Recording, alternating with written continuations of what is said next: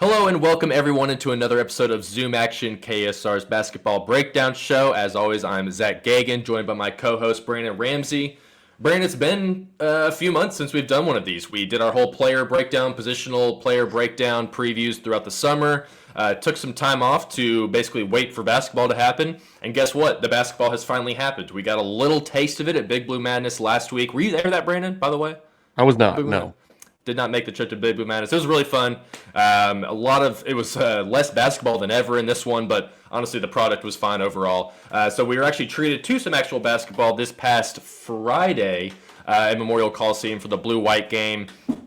Obviously, the news that came out of that was the Jalen Lowe shoulder injury that pretty much killed the entire vibe of that whole night. But even before then, and even a little bit after that, we still saw plenty of just really fun things, exciting things looking ahead to the season opener. Got Purdue coming up on this Friday, the exhibition against the top-ranked team in the country. Jalen Lowe's status still kind of up in the air for that, but definitely doesn't sound like he'll be playing. It sounds like Pope is going to try and take it slow with him. That's understandable. But Brandon and I have dove into the film from the Blue-White game. We got like one half and then another half, essentially, basically, of real basketball. So maybe like 20, 30 minutes full. So we've picked out a handful of things that we liked and didn't like from that, and we're going to go over them with you here and jump right back into our Zoom action rhythm. Essentially, basketball is here, so we're gonna sit back and talk about it. So we're gonna start with just some playmaking, some stuff that we liked out of the playmaking from the backcourt as a whole. Not necessarily just Jalen Lowe, although he's featured in this, but we got some Denzel Aberdeen stuff to talk about. Just a very flowing offense from what we saw overall. But we're gonna start here. I'm gonna go ahead and bring up our clips here. Shout out to our guy 0ball0, O-ball-O. Still don't really know what it is, but he's the man over there on YouTube. So this is kind of early on in the first half of the Blue-White game. There's about 3 plays here that we're just going to kind of let run.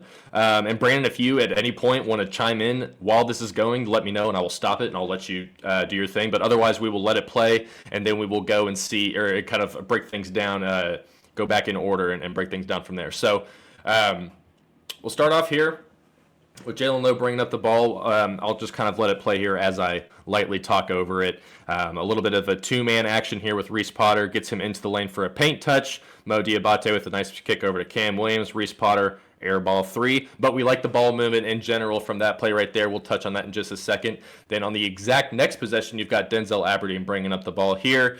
Gets himself into another pick-and-roll situation. Double pick-and-roll right there. Colin Chandler struggling a little bit to stay on top of the ball. Gets crossed up a little bit. Nice play there from Denzel Aberdeen. Again, does not get the finish here, but this is the play that we'll really like to talk about. Another two-man action here with Reese Potter and Jalen Lowe. These two played off each other really well in this possession. Another paint touch for Jalen Lowe. Keeps working, keeps moving, finds his big man in the middle of the lane for an easy dunk. Boom. That was a lot there, Brandon, but we're going right into it. We're going right into the action here. So anything you want to start with from that particular sequence there? Yeah, would you mind going back to the first play of Let's that do it. where yep, Absolutely. rip it back. Okay, yep, right here's good. So what I really like right here is the explosiveness of Jalen Lowe is shown, right out of the bat. Like Jasper Johnson's going under this high ball screen, and Jalen Lowe is still able to beat him to the elbow, get downhill, down the lane line, and draw help from multiple defenders. That's something that we saw a ton at Pittsburgh. Just now, we have some more dangerous guys surrounding him. One of the things that I wanted to talk about in this clip, and we'll touch on this a little bit later with Cam Williams not getting any three-point shots off in this exhibition. I would have liked to see his spacing be a little bit better here. Like him and Mo Diabate, we a little too close together.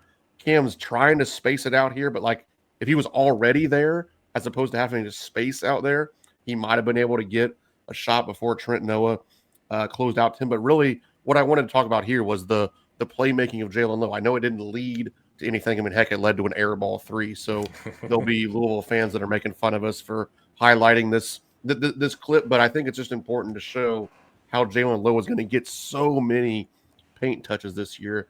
And you're not just relying on, zoom action to death, shout out our namesake, or you're not just relying on passing and cutting and spacing. Like you have individual guys who can make something out of nothing, like just a simple high ball screen. And now all of a sudden you're into offense as opposed to having to execute at such a high level every time down the court. And you see that on that very next possession with Denzel Aberdeen as well as it heads back down the other way. Like, yeah, do you want this off of a horn set every time where your point guard just kind of chops the dude up and then settles for an 18-foot mid-range jump shot? Like, that's not analytical 2025, 2026 basketball, admittedly, but it is nice to have some of that ability, because I don't know that Kentucky had that last year where it was like, hey, we need a bucket. Let's hand the keys to somebody. They're going to create separation. They're going to get a good shot off, because you might need that at the end of a shot clock. You might need that at the end of a game. You might need that just to get yourselves going after you haven't scored in a minute. And again, just not having to rely so heavily on elite, perfect execution of the offense every time down the floor, I think is a luxury that Kentucky has this season. And then this next clip, this is just beautiful. I mean, this was one of the most exciting clips of the night to me if you were at Historic Memorial Gymnasium. That, again, beating the man at the point of attack. Jalen Lowe gets downhill, is able to get into the paint, and then kind of Gretzky's it, or Steve Nash dribbles around, and then just right back into an action ball screen with Reese Potter.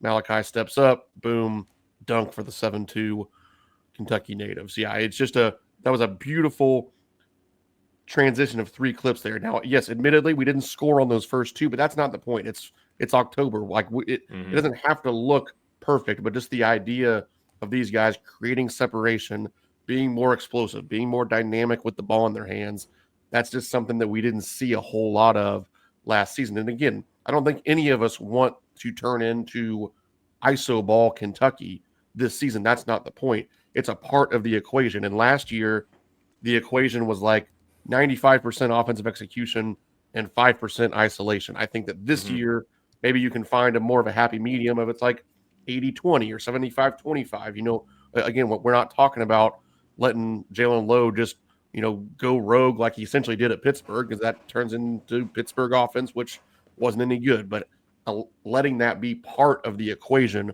I think, is a luxury for Kentucky this season. And we really got to see some glimpses of that in these few clips and throughout the blue-white scrimmage. Yeah, we might get to some Jasper Johnson clips where he was kind of doing some of that similar stuff as well. Really impressive from him. But Brandon, a few things I want to ask you about this. I'm going to try and sit here and play devil's advocate a little bit on you. So let's see here. Two straight clips, it feels like two of the three clips here, we pretty much see Jasper Johnson kind of getting not necessarily torched, but beaten up on defense by an all SEC level player. On offense, any concerns there with Jasper's defense, or is this something that we might just kind of see moving on throughout the rest of the season, or is this just a matter of he's going up against a guy who's smarter, more veteran, has more experience, knows what he's doing, and Jasper's still just kind of playing catch up? Right. I think that, I mean, first of all, he didn't get whipped in either one of these clips. Like, yeah, he went under that first ball screen like he was supposed to. That was set up high outside of the scoring area. He probably could have gone even lower to try to wall Low off there a little bit, but that's, those are things that you work on in the film room, just like this in October. That's why you play these exhibitions. And then here, honestly, he does a pretty good job of staying with them and making Jalen Lowe use that Gretzky dribble to get back out there and restart the offense. So, I mean, I would say a few things. One, I don't think that we recruited Jasper Johnson because he's an elite defender. We recruited him because he's an elite playmaker and shot maker. Two, he's a freshman. Jalen Lowe's a junior. I don't expect Jasper Johnson as a freshman to step in on day one and stay in front of literally one of the most explosive ball handlers in all of college basketball. So no, that the fact that he got beat in some one-on-one situations, like, guess what? If you're not the guys at Houston or, the guys, wherever else might have the best defenses in college basketball this year, most people, I mean, heck, Braden Smith's the best point guard, the best player in the country. We're about to play him on Friday. Braden Smith's going to have a hard time staying in front of Jalen Lowe. Now, Jalen Lowe's going to get torched by Braden Smith plenty as well, but, like, those guys are going to be playmaking back and forth. Well, actually, they're probably not, because we're not going to get to see it because Lowe probably won't play. But the point still stands that, like, most people in the country, especially 165-pound freshmen like Jasper Johnson, are going to have issues guarding Jalen Lowe. That's just because he's really good at basketball. Yeah, I know that Jasper Johnson defense question is coming, so I wanted to try and get ahead of it and let you address it right there. Another point I wanted to bring up, Reese Potter just kind of seems like a smart player. Maybe he's just kind of confined to his own physical limitations. And I've said this a couple times, but he looks taller than he's even listed when he's in person out there. Like, he's just a very, very tall human. Obviously, airballed this 3-pointer here, but just I like how he was able to put himself in the right spots with Jalen here. Like, once he sees Jalen kind of gets himself into trouble underneath, he moves himself to the nail there, gets himself in a spot where he can create the space for Jalen Lowe, comes back out to set the screen. Just seems like a very heady player in the fact that he kind of knew what was coming ahead of time and planned around it. And then you see Denzel Aberdeen after this throw his hand up here. Was that poor defense on his part or just really good overall offense? And we can run it back here one more time just to let it run through. Yeah, I think with the Reese Potter point, like, yeah, we none of us really have expectations for him this season because, correct. Let's face it, somebody has to be the 14th man, and quite frankly, he's almost assuredly the 14th him or man Braden Hawthorne, yeah, on this team, 13th or 14th. But the dude played in the games for 2 years on good Miami, Ohio teams. Like, this isn't some walk-on from down the street in Lexington. Like, this is a real college basketball player. He just, he's making a transition from Miami, Ohio to Kentucky. It's not going to probably work out for him to see the floor much this season or maybe ever at Kentucky. But that doesn't mean that he's not really good, because if he was still at Miami, Ohio, he'd probably be playing 15 to 20 minutes a game this year. He just chose to go a different route. So I don't think that it should be shocking. And I know you're not insinuating that, but like, it shouldn't be shocking that, like, hey, when you throw Reese Potter in there, some good things happen, because he was pretty darn good last year for a Miami, Ohio team that won a lot of games. And in terms of Denzel Aberdeen's defense there, I mean, like, sure, could he make an awesome play and crack down there from the weak side and make a play on that? Maybe. But at the same time, like, he's guarding Colin Chandler. I know Colin Chandler was 0 for 6 in the blue-white exhibition, but, like, you don't want to generally just completely leave a shooter like that, because if he gets down there and takes away Reese Potter, then Jalen Lowe just whips that pass over to Colin Chandler. So, no, that's not on Denzel Aberdeen. Gotcha. All right, and let's move ahead to another. I'm going to go ahead and just jump ahead to probably our second favorite play of the whole blue-white game. It was kind of plays on our playmaking thing just a little bit. The Jasper to Malachi to Trent Noah 3-pointer. You mind if I scrub ahead to that one there, Let's Brandon? do it. Let's see here. 1:15:46. Doing this live on the run here.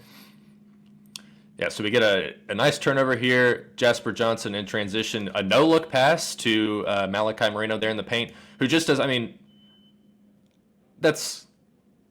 he shouldn't be able to make that pass. No. And that's something that we've kind of, we got to see Malachi do at Great Crossing, because they tried to make him kind of the hub of the offense as kind of not necessarily preparing him for his time at Kentucky, but it just ended up working out that way, where this pass is not something that's like out of the ordinary for Malachi at all.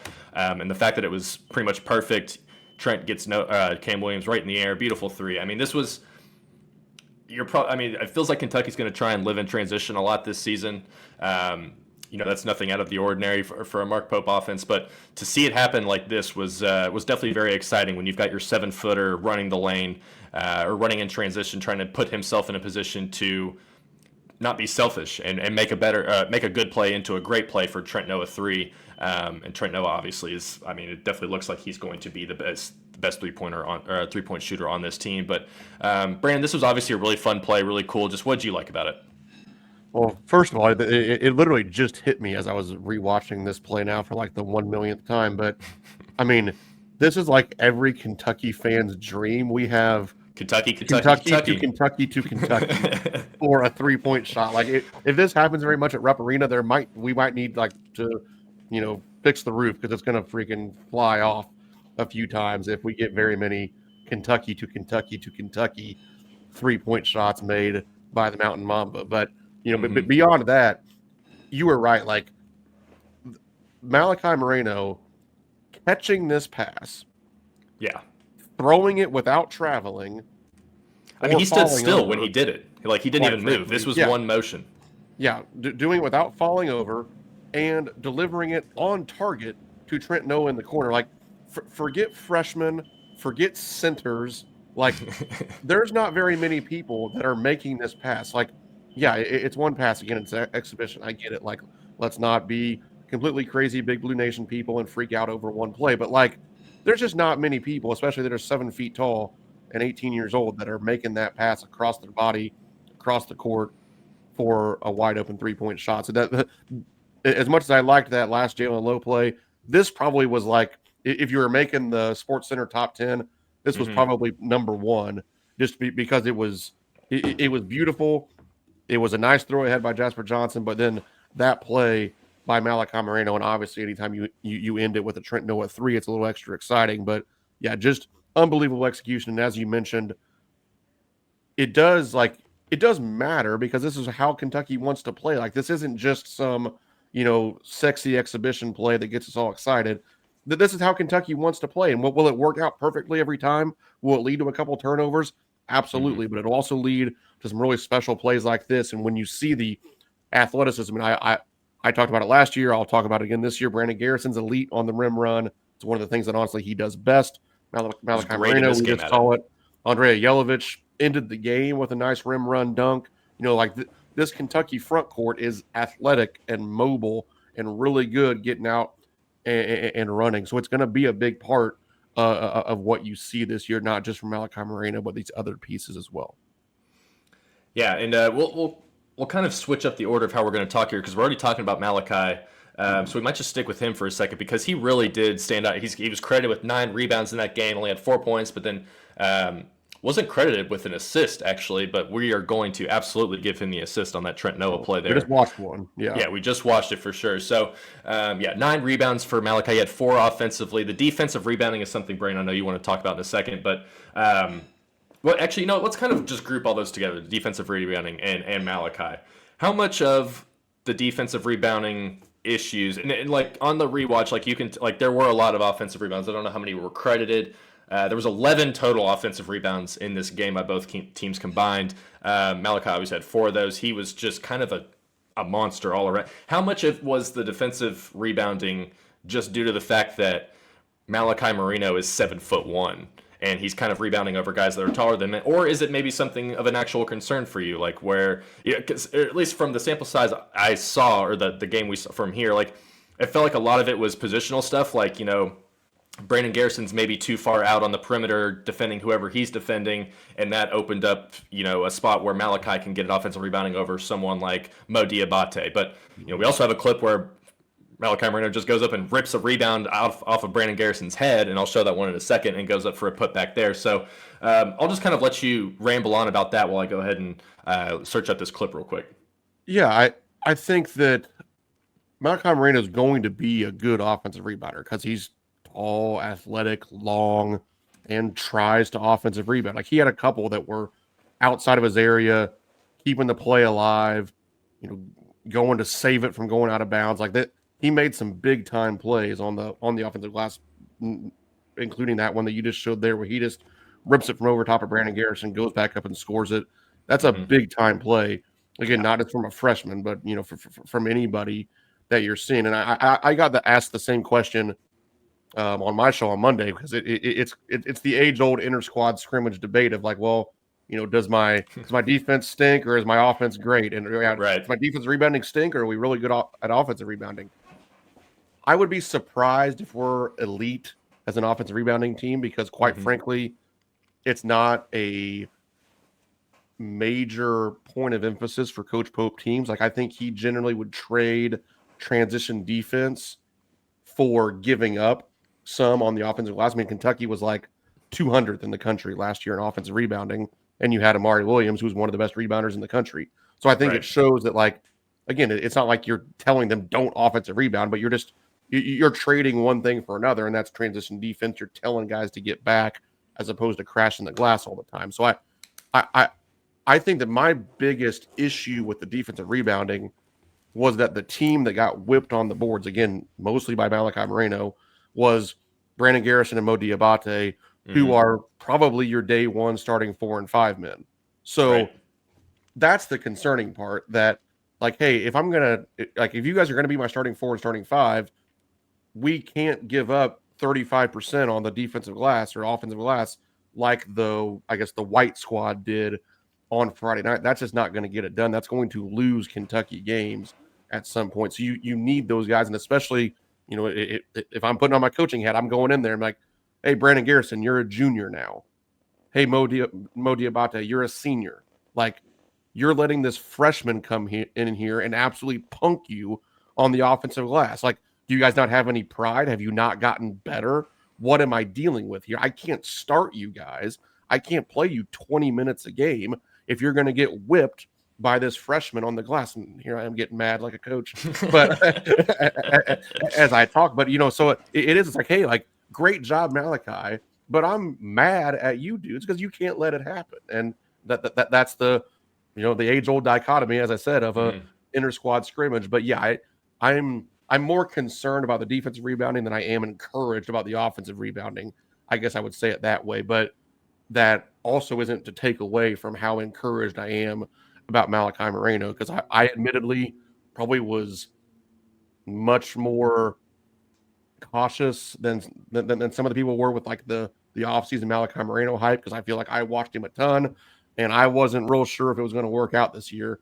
And then, man, it's like he is, whatever the preseason hype was, like he's exceeding it right now as we're starting to get to see flashes of him at Pro Day, at Big Blue Madness, here at the Blue White game. So, I mean, at this point, I'm buying the stock. I'm all in on Malachi being a real piece of this 2025-2026 team.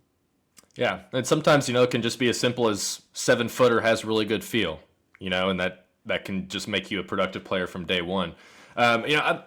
For me personally, just so we can disagree a little bit, I'm not going to put too much stock in the defensive rebounding just because, and you have obviously have a much better coach brain than I do, but just from what I saw, it felt like a lot of it was positional stuff, like I said, like the other big man was in a different spot, guarding on the perimeter. Maybe that's a whole different issue in its own. Like maybe Brandon Garrison is maybe playing too far out, on shot attempts. Maybe he needs to crash a little bit more, things like that. So and it's like we said, it's still kind of a small sample size. So I'm going to choose to not read too much into that. And another point, the best rebound on the team isn't going to be healthy for another couple months. So I think once you add in a guy like JQ, who had like I don't remember his defensive rebounding rate, but it would have been the best on last season's team. I know that. Whatever he was at Arizona State last year. So adding him in might just kind of fix whatever issues end up showing up, if they do, between now and the time JQ comes back in terms of defensive rebounding. But let's go ahead, or do you want to keep talking about or I guess we kind of touched on Malachi and the defensive rebounding there. Anything else you want to really add to that? Should we talk about Brandon Garrison just for a little bit, since we still are kind of talking about the bigs and the defensive rebounding? Because he basically did everything that we saw last season. Nothing new, nothing worse. He's really good at running the floor. He had one really good finish in here. You know what? I should just go ahead and bring them up. He had one good finish, actually not too far ahead of here, over Brandon Garrison. I believe it's this play here, and I'll let it run for a second, where he kind of backs himself down. Yes, gets himself into a good spot, goes against Malachi, keeps his head up, realizes he doesn't have his teammates really moving like he wants to, puts his head down, backs his way in. Easy hook shot off the right side there. Then we fast forward another 15 minutes, and you kind of see the exact inverse of that very same play. And it kind of is like, this is the whole Brandon Garrison experience, where you're kind of in a similar spot. He's at the top of the key, but this time I felt like he moved a little bit too fast. He was just too sped up. Kind of goes for the same exact play on the opposite end of the floor, banks it off the top of the backboard there, and doesn't even hit the rim. So, but just in general there, like, let's see if, I don't know how much we can actually trust these stats. But Brandon Garrison had 4 points, 4 rebounds, 3 steals, an assist, credit with a couple of turnovers there. Like I said, I didn't see anything that made me like, okay, Brandon Garrison is really taking a leap over the offseason, but I didn't see anything to think that, okay, he's going to be worse than last season. I don't know if that's necessarily good or bad. Probably bad with the whole JQ situation. But again, this is all small sample size stuff. But go ahead and riff about Brandon Garrison for a second and just what you saw out of him from this exhibition or scrimmage or whatever you want to call it. You're absolutely right. It was unfortunately, I would say, it was the Brandon Garrison experience of last year, where he makes a couple of plays where it's like, whoa, that was big time. That is just innate talent and feel. And because he does some of those things, like though it was one of the first plays of the game where I forget who ended up scoring it, but like Brandon Garrison on the rim run got Kentucky a basket. Those are things that don't show up. And those are the things that not everybody's going to notice on film, but like the way that he rolls to the basket off of a handoff or a ball screen, the way he rim runs, those things consistently get Kentucky baskets, and he gets no credit for those things.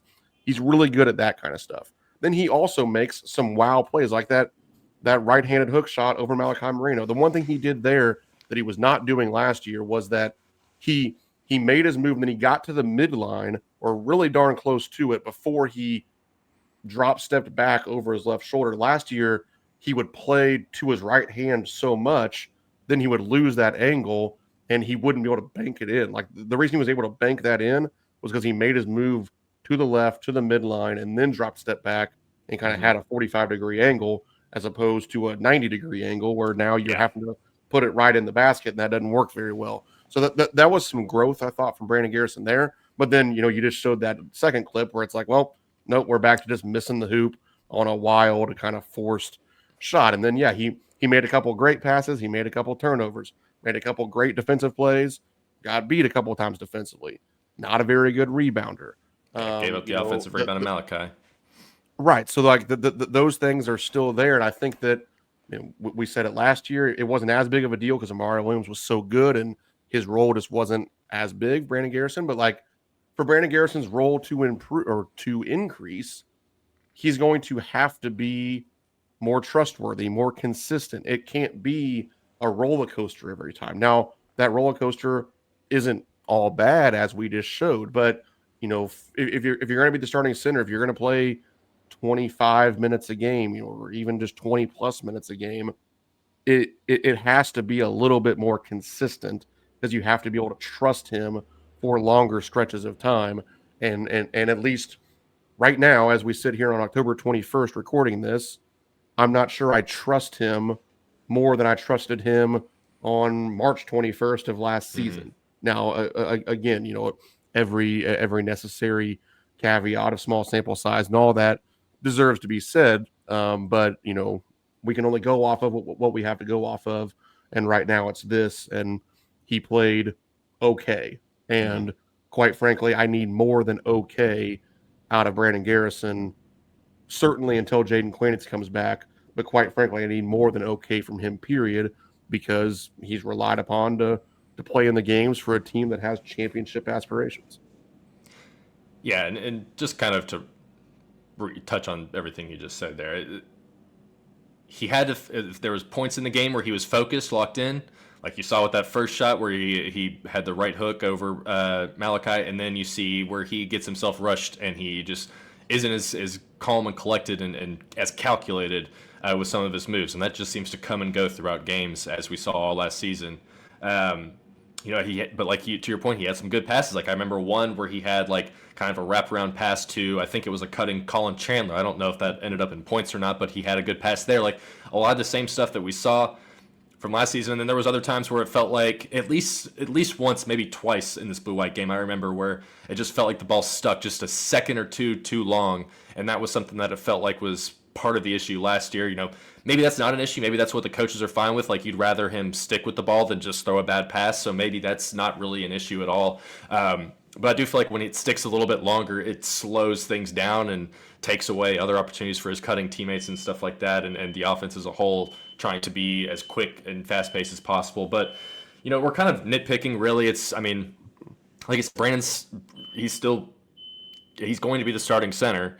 So you're going to have to kind of, go with the bumps and bruises as they go along. But I do think that as the season goes along, as he continues to get himself familiarized and not having to come off the bench this year might help him as well, try and get into a rhythm and just keep himself focused throughout an entire game. I do think he'll improve a little bit as the season goes along. But yeah, like what we saw from this blue-white game wasn't exactly anything groundbreaking compared to last year. And like that's not necessarily a good thing, not necessarily a bad thing. So, still kind of it's going to be a polarizing start to the season for Brandon Garrison, to say the least. But we've got two other things here, two other talking points I think we'll jump on before we really start to wind things down. And you mentioned Cam Williams earlier, and we can even kind of lump Colin Chandler into this group. Colin at least was taking shots, even though a lot of them were kind of towards the end of the Elam ending when he was forcing stuff up. But Colin Chandler and Cam Williams just didn't seem like they could really get involved probably as much as we would like. Again, this is a scrimmage. You got about a half and then another half of a half after that of actual basketball. So we won't be too hot takey, I guess. But Brandon and especially Cam Williams' one shot was a toe on the line 3-pointer that got blocked by Jasper Johnson. And there's kind of some big expectations for him coming into this season. So talk about Cam Williams, and you can even touch on Colin Chandler as well if you'd like. Or actually, before you go, is there any plays in particular you want to pull up with them that you've got marked down? I don't have any timestamps for that one, actually. No, honestly not. I think we can just kind of talk about it. Yeah. As we start to wrap up. But with Colin Chandler, I'll be quick. I'm not concerned about Colin Chandler. Like, we saw it in the games, the growth that he had last season toward the end of the year over the last month or so. He was pretty darn good for Kentucky over that last month or so. Can only imagine over the course of the last 6 months in practice that he's been able to expound on that. And yeah, I mean, he went 0 for 6. If he goes 2 for 6, all of a sudden we feel good about how he played. That it's just not that big of a deal. That's a one-off game, like you said. He was forcing a couple of those at the end. He's trying to win the game or whatever. So I pretty much just give that a pass. It just is what it is. For Cam Williams, and again, it's an exhibition game. It's inter-squad. It's October 18th when they were playing, whatever it was. You can't get so hung up on these one things. But again, we're trying to host a show. We're trying to get people to watch this. It's all we can do is go off of what we have. And if Cam Williams is going to play whatever, what was it? Like almost 17 minutes. Almost 17 minutes. If Cam Williams is going to play 17 minutes and not shoot a 3, then his 17 minutes is going to become darn near 0 really quick. And again, I'm not trying to be Skip Bayless, and I'm not going crazy yet. I'm just saying, if that happens the first couple games of the season, if that happens against Louisville, then the minutes are just going to disappear because, as I've said multiple times, there's going to be at least 3, if not 3.5 or 4 guys on this roster that essentially don't play meaningful minutes in the games. And I don't care who they are. We can all agree to disagree right now on maybe what those names are. I don't think any of us really thought it would be Cam Williams, but if he's not going to shoot a 3-pointer in 17 minutes, it's going to become Cam Williams pretty quick. And, do I think that's going to be a problem? No, I think that was probably just a weird thing of the way the ball moved, and, he just wasn't open, maybe because the defense was doing it. I would have to go back and watch it again to just kind of focus on that. Like, maybe the defense did a great job of taking it away. Or, like I said, maybe the ball just never, really moved to him in a way where he was open or whatever it may be. But that was disappointing to see because, for all the hype that Trent Noah had coming into coming into this season, quite frankly, I still expected Cam Williams to be the best shooter on this team because we've seen it at a relatively high level at Tulane. Like, the dude made 60-plus threes at 41%. That's really, really, really good. And Trent Noah made 33% of the threes last year. So, there was no reason for me to really believe that Trent Noah was all of a sudden going to become this elite shooter and not Cam Williams. But Trent Noah went 2 for 4 last night or on Friday, and Cam Williams couldn't get one off. So, at least for right now, that was something I was disappointed in. But again, I'm not going to act like that it's, the sky is falling and like, well, I guess we were wrong about Cam Williams. He stinks. Like, that's not the takeaway from this. It's just that, hey, going forward, one of two things is going to happen. You're either going to shoot more threes or you're not going to play 17 minutes. Mm-hmm. Well, how much can his, the other end of the ball kind of help? Because if I remember correctly from the pro day stuff, I feel like you kind of came away a little bit impressed with what you saw out of Cam, especially just his physical tools. Like, he blocked a 3-pointer. The pro day setting was a little bit more informal than this was, but it's like you said, it's kind of we're going off, one game sample sizes over a course of a couple of weeks. So, going off that. But I had another Cam Williams point I was going to bring up. Oh, yeah. At Tulane, it definitely felt like if there was kind of a knock on him, at least from the games I watched, it felt like he could kind of fade out of games a little bit. Like, there was other ball handlers on the team, and, if he didn't really, if it wasn't a point to get him the ball, sometimes he could kind of get lost. He wasn't a guy that really went out of his way consistently to, attack the rim and things like that. And that's kind of what it felt like we saw in that blue-white game. But, any thoughts off those points? Well, I'm really glad you brought up the defensive end of the floor because I do want to give Cam Williams some praise again for a couple of things. It was the very first play of the scrimmage, I believe, when Kentucky started into what looked to be zoom action.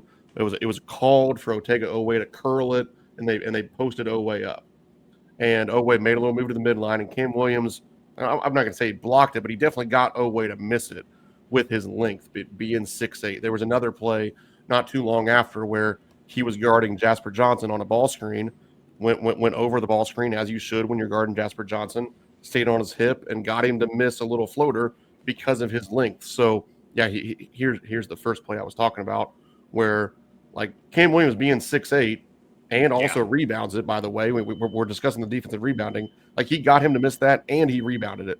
That's a big time play right there on the defensive end. So I think that, yeah, is he going to become some, all SEC defender? Not necessarily, but I think that you're going to see his length and athleticism lead to some positional strengths like that, because a lot of times he's going to be playing the three.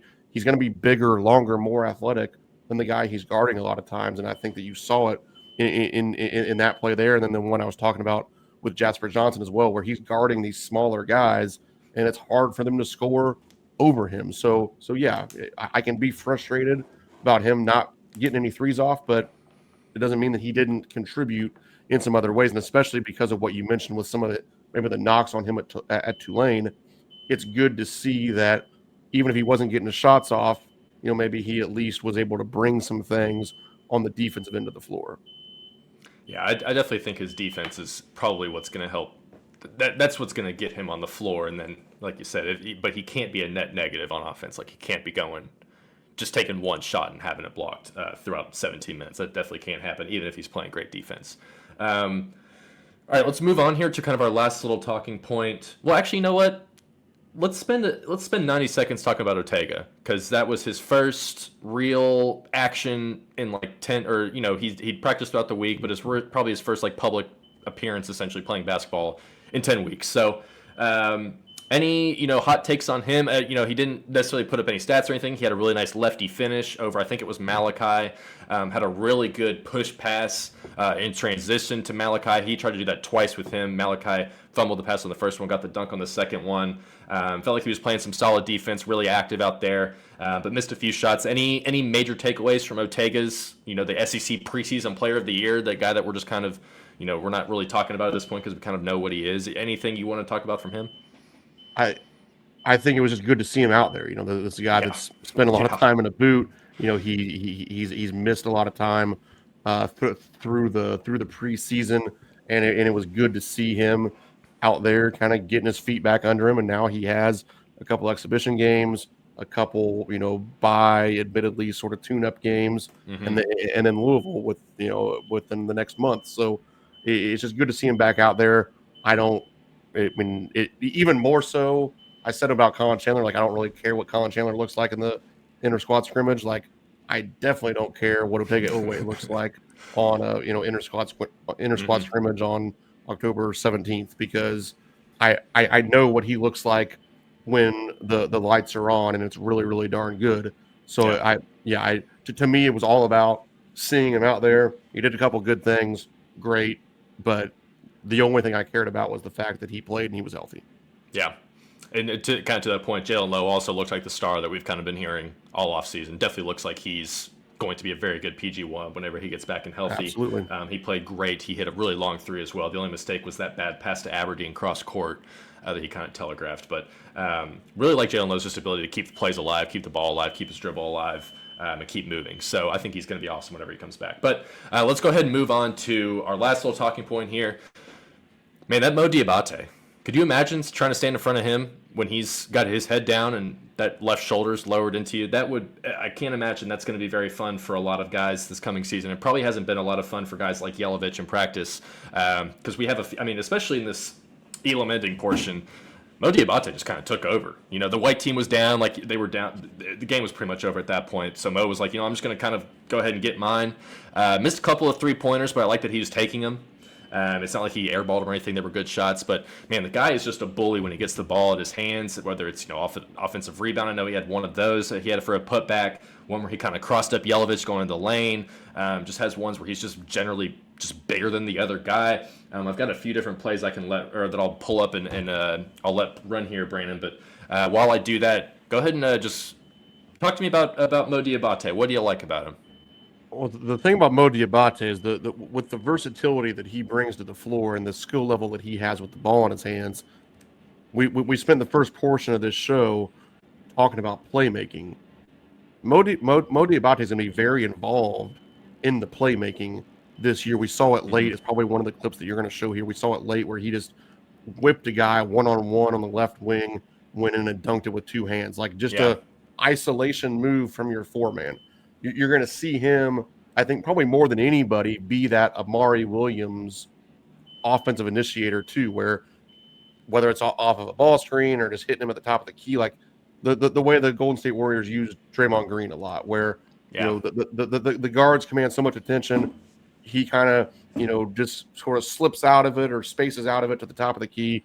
Now all of a sudden you're downhill playing 4-on-4 or 4-on-3, and he's making decisions from that. You're going to see a ton of that from Mo Diabate this season. Oh no, that's it in the play I was talking about, but yeah, it is. Yeah, where he just crosses it. I mean, that's your four-man, like just crossing a dude up and going and dunking it. So yeah, I think making those plays, what he can do as a passer, is that versatility. When you talk about Kentucky's playmaking, it's obviously easy to focus on Jalen Lowe because he's going to have the ball in his hands a ton. He's going to potentially be a top 10 assist guy in the country if I had to guess. Jasper Johnson's a dynamic playmaker. Denzel Aberdeen showed some of it. But with the way that Kentucky plays and when Kentucky's playing like they did last year with the zoom action stuff, with the ball screen stuff, Mo Diabate is going to be as much of a playmaker probably as anybody else. It won't necessarily come from the 5 spot as much this year as I think it'll come from Diabate, and they'll flip that around a little bit. But yeah, I think that he showed that he's the guy that we thought he would be. He's that steadying presence, a guy with a ton of SEC experience who's won a bunch of games and is ready to take on those roles at Kentucky this year. Yeah, I forgot to let this clip play here because he gets two buckets here in the pretty much in the time of one here. So he gets this offensive rebound, goes up for a putback. Then you get a really great defensive play here from Colin Chandler. Boom. Mo Diabate right down the other way. Notices he's got Yelovich. That's barbecue chicken. Boom. Easy money with that left hand. So he's just fun to watch, to be honest with you. Yes, and I feel like at the pro day we saw him do a little bit more stuff from the top of the key.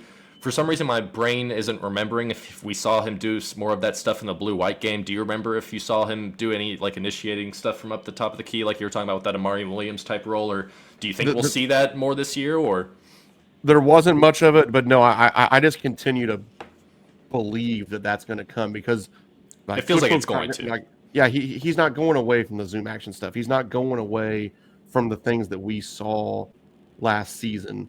And I just think that it's going to make sense for Diabate to be a part of that playmaking, especially when, to be honest, like when Brandon Garrison's in there, I think that you're going to let him shoot some threes this year. So you're almost going to invert it a little bit where Diabate's acting as the 5-man and you're letting Garrison shoot at some, or if he's playing. Do you like that? Yeah, Yelovich could stretch the floor. I think when Malachi's in there, you can probably let him handle a little bit more because he looks pretty darn good as a passer. But yeah, I just think that you're going to find ways to, and thinking about it as a coach, when you have that versatility, when you have that playmaking of Mo Diabate, you find ways to utilize it. And I can't imagine that, Coach Pope, Coach Figure, all these guys aren't spending time, trying to figure out, hey, how do we get the ball in his hands to initiate some of this stuff, because really good things happen when the ball is in his hands. Do you like, because I've seen that mentioned more and more on KS Sport on Twitter, just maybe Brandon Garrison playing the 4. Do you like with Mo Diabate playing at the 5 for him? There was a moment, there was maybe a couple possessions where Reese Potter and Brandon Garrison were both on the same team in the blue-white game, and I hated every second of that was out there. But I do think that Diabate, you've probably got a better chance. Do you like that potential of having the smaller 5-man and the bigger 4-man in the instance that it's BG at the 4 and Mo at the 5? I like the idea of it. I think that offensively that could unlock some really neat things. We just talked about the defensive side of that. You got to make sure And defensively, The I think rebounding as well. back essentially, and BG would be the 5-man, but you got to make sure you can rebound Mhm. with that lineup in there. But I do think and not to bring up a new point because we're getting pretty long here, but like it. If you're gonna be about shooting a bunch of threes, like if you want to shoot 33s a game, like we talked about last year, this has been my whole thing that I've tried to tell people. It's like then you have to be okay with some of these other guys shooting more threes. Like it's not you can't just have Kobe Bryant shoot 400 threes. It's that's not the way that it works. So like if you want to shoot 33s a game, that means you have to let Brandon Garrison shoot 2, 3, 4 threes a game. And I'm not saying that I want him to or that we need, but like those two things have to go hand in hand. If you want to shoot 33s, that means that Brandon Garrison has to have the green light. It means that Yelovich has to have the green light. Honestly, Mo Diabate has to have the green light. And you have to live with the fact that some days they're going to go over 4 and you're going to be frustrated. Like, why in the world are we letting our 5-man go over 4 from 3? Well, because you said you wanted to shoot 33s. So I think that some of these lineups can allow you to play fast, to shoot more threes, to really get going up and down how we know Coach Pope wants to play and what might be best for this team this year too. But I think it's going to be more than even last year because there's so many pieces on this team. Like it's going to be about tinkering in November and December and figuring out what lineups fit together and what it looks like when these 5 guys play together and what does it look like in the front court when these 2 guys play together versus these other 2 guys and just really gathering the data as much as people don't want to hear that. I think that you're going to be gathering the data a little bit in November and December and figuring out what in the heck you do with a team that has 14 talented minutes worthy players sitting over there on the bench.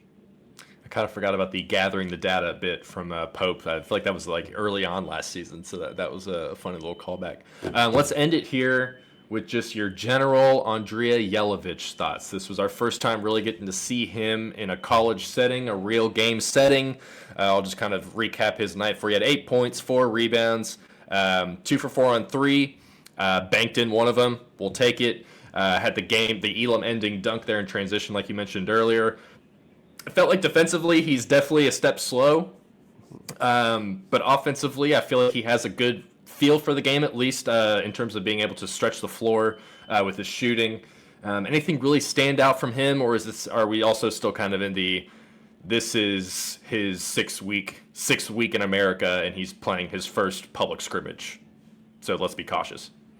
2 of 4 from 3. That's all I care about. Like, yeah, I want this guy to come in. I loved how aggressive he was catching and shooting. We saw it in pro day too. Like, I mean, when that dude lifts up and he gets it, if you're not right there in his grill, he is letting that thing fly. High release too, all the way up there. Yeah, and I think that's again, if you want to be the team that shoots a bunch, and I think that he has the skill level where you do want him shooting all those shots. Like, yeah, I mean, he is a catch and fire sort of dude, and I love seeing that. And one of the things that I've continued, I'm not sure I even noticed it, like when I was doing the film room on Andrea Yelovich, we all got so enamored in the skill and kind of the way that this guy's built in a lab to play the 4 for Coach Pope and all these different things. Mm-hmm. When he was like 19 years old playing in the Adriatic League, he averaged 7.6 rebounds a game. Last year, he was the leading rebounder on KK Mag Basket, 7.3 rebounds a game. I talked about some worries about the defensive rebounding. No, I don't think Andrea Yelovich is going to be a great defender, but his history tells me that like this guy might be able to really help defensive rebound because he's athletic, he's 6'11", he can go get the ball outside of his area a little bit. So I do think that's something to keep in mind. Yeah, we get excited about the way he can pass the ball a little bit. We get excited when he runs the floor and he dunks it into the Elam ending. We get excited when he goes 2 for 4 from 3. But I'm really curious to watch him and how he might help the defensive rebounding, again, especially early in the season before you get Jaden Quainitz back, who can probably clean up that mess a little bit just individually. I think that we all need to be talking more about what Andrea Yelovich could be as a rebounder. Well, I love all of that. That was 50 minutes of us talking about a 30-minute scrimmage, essentially. So, Brandon, we've got Purdue coming up on Friday. We're recording this on Tuesday. I'm sure it'll go up Wednesday or Thursday, something like that. Maybe even today. We'll see. We'll do a similar video, Zoom action video for the Purdue game as well, the exhibition. That'll be a lot of fun. Obviously, well, not obviously, most likely no Jalen Lowe for that one, but there will still be a lot to dissect. We will learn a good decent amount about this UK team during that exhibition. That's when the hot takes will come out, whether they're justified or not. So we'll see what our takes are when we get to that point. But yeah, so Friday in Rupp Arena, Kentucky versus top-ranked Purdue. That'll be a lot of fun, and we'll be back to recap it next week. So, Brandon, this was a lot of fun. It's good to be back into the flow. Year 2 of Zoom action. So let's see how things go. There's a lot of high hopes around Lexington right now, and the basketball's here. So let's get ready into it. Brandon, you've got to go watch some high schoolers play basketball. I'm sure you're on your 10th high school in like 6 days or something like that at this point. So you go do some more scouting for Indiana Prep Hoops, and we will catch you next time.